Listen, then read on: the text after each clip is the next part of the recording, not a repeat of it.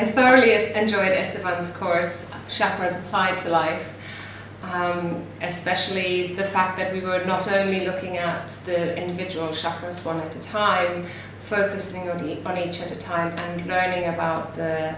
Eastern philosophy and the Eastern teachings about them, but also because we put that into context with Western philosophy, Western ideas, even astrophysics and modern science. And Esteban's delivery of the classes has been really interesting, as well as the discussion with other people and the exercises he's encouraged us to do and that we did together individually as well as the games, the meditations. So it's a really, really well-rounded course, offering lots of different aspects to it, and I would highly recommend anyone really to do it, because everybody can get something out of it. What you get out of it is always going to be individually different, and